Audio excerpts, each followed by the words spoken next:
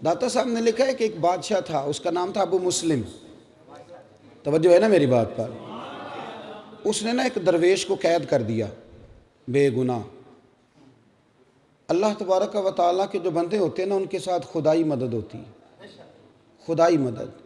علامہ نورانی رحمۃ اللہ علیہ سے کسی نے کہا کہ حضرت جی، وہ آپ کی تو اتنی سیٹیں نہیں تھی قومی اسمبلی میں، تو آپ نے قادیانیوں کو غیر مسلم کیسے قرار دلوا لیا؟ فرمانے لگے اللہ نے کچھ ہمت دی، توفیق دی۔ تو کہا کچھ تو بتائیں۔ کہنے لگے جب میں بڑا پریشان تھا نا، تو میں نے سیرت کی کتاب کھولی تو میرے سامنے نا وہ والا چیپٹر کھل گیا جس میں محبوب کریم بدر میں تشریف لے گئے تھے۔ تو پھر مجھے سمجھ آئی کہ اگر رات مصلی آباد رہے نا، محبوب ساری رات مصلی پہ بیٹھے رہے، اگر رات مصلی آباد رہے تو صبح اللہ بڑی مدد فرماتا ہے۔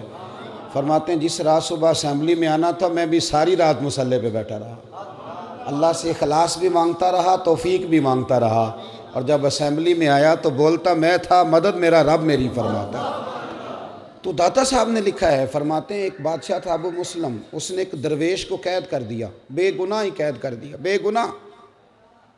بادشاہ بھی اللہ اللہ کرتا تھا۔ رات کو نا اسے خواب میں نبی کریم علیہ السلام کا دیدار ہوا، تو حضور فرمانے لگے تو نے رب کے ایک دوست کو قید کر دیا ہے؟ تو وہ آدھی رات کو اٹھا تہجد سے پہلے، اور بادشاہ نے خود آ کے تالا کھولا جیل کا اور اس درویش کو آزاد کیا۔ جب وہ جانے لگے، وہ درویش سمجھ وہ بھی ساری بات گئے، جانے لگے تو بادشاہ کہنے لگا میں نے آپ کو آزاد تو کر دیا، تو میرے لیے کوئی حکم ہو تو بتائیے گا۔ تو پلٹ کے کہنے لگے جس کے لیے محبوب آ کے سفارشیں کریں وہ پھر دنیا داروں سے سوال کرے گا۔ اللہ کے محبوب جس کی سفارشیں کریں وہ پھر دنیا داروں سے سوال کرے گا۔ گردن کو جھکا دیتا ہے خیرات کا پتھر، جہاں میں مانگنے والوں کے سر کبھی اونچے نہیں ہوتے۔ وہ ایک شاعر تھا نا، آپ کو یہ شاعروں کا بھی ہر آدمی کی الگ دنیا ہے، اور سارے اپنی اپنی دنیا بسا کے بیٹھتے ہیں، اپنی اپنی اصطلاحات ہوتی ہیں، دوسرے کو قبول کرنے کو تیار۔ شاعروں کی بھی دنیا ہے، کئی دفعہ یہ بیچارے 5-6 دن منہ بھی نہیں دھوتے، شاعر ناراض نہ ہو جائیں، سب کی بات نہیں کرتا، تو کئی دفعہ یہ قابل رحم بھی نظر آتے ہیں۔ اسی طرح ایک شاعر ایک چوک میں بیٹھا تھا، مکھیاں بھنک رہی تھی، تو ایک آدمی جاتی دفعہ نا 5 روپے پھینک گیا۔ اس نے کہا شاید کوئی فقیر مانگنے والا بیٹھا ہے، تھا بڑا خوددار۔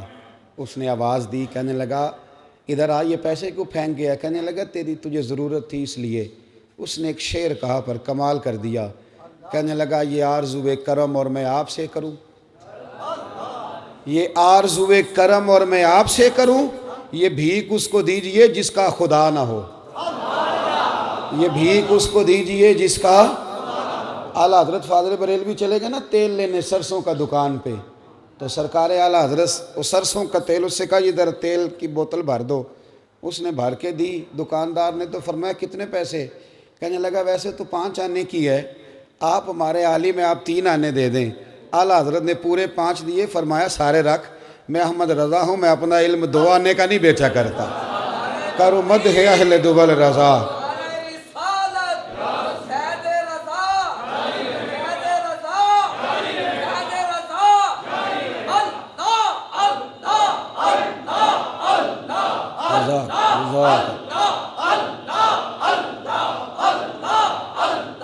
بارک اللہ۔ سنیں، کہا کروں مدح اہل دول رضا، پڑے اس بلا میں میری بلا، میں گدا ہوں اپنے کریم کا، میرا دین پارا نہ نہیں۔ ایک فقرہ داتا صاحب نے لکھا ہے، آپ فرماتے ہیں جب تو اپنی ذات پر، خیر یہ حدیث پاک ہے لیکن آپ اس کی تشریح اپنے لفظوں میں بیان کرتے ہیں، فرماتے ہیں اپنی ذات پر سوال کا دروازہ نہ کھول بیٹھنا،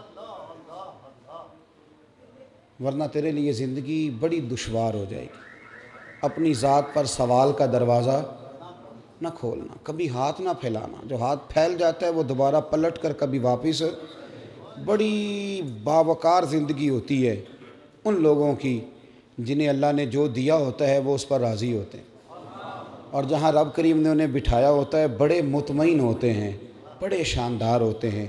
داتا صاحب کی ساری تعلیمات انسانیت سے بات کرتی ہیں، وہ تربیت سے بات کرتی ہیں، بڑی صاف ستھری زندگی گزاری، اور یہ دنیا اسلام کے وہ عظیم صوفی ہیں لوگوں کا عرس سال کے بعد ہوتا ہے، ان کا روزانہ ہی عرس ہوتا ہے، ہر جمعرات کو ہی عرس ہوتا ہے۔ درباروں پہ دیگیں کبھی کبھی پکتی ہیں، داتا صاحب ہر وقت ہی پکتی رہتی ہیں، ہر وقت ہی وہاں رونقیں رہتی ہیں، ہر وقت ہی۔ پاکستان کی ایک خاتون وزیر اعظم گزری ہیں، انہوں نے اپنے قلم سے لکھا ہے ایک جگہ پہ، کہتی ہیں مجھے کسی نے کہا کہ اتنی بڑی جگہ ہے تو یہاں پلازے بنا دیے جائیں تو بڑے کام آئیں گے سرکاری، اور بہت سارا مال جو ہے وہ ہمارے ہاتھ آئے گا۔ تو کہتی ہے میں بغیر پروٹوکول کے ایک دن میں نے وزٹ کرنے کا ارادہ کیا، لیکن جب میں داتا صاحب گئی چونکہ بغیر پروٹوکول کے گئی تھی، تو کہتی ہے میں نے وہاں نہ جھانک کے دیکھا تو بڑے بڑے غریب لنگر کھا رہے تھے، سوئے ہوئے تھے۔ پتہ نہیں کون تھا جس نے میرے دل میں یہ بات ڈالی کہ پلازے بن گئے تو امیروں کے کام آئیں گے، یہ جگہ کھلی رہنے دو، غریبوں کے کام آ رہے ہیں۔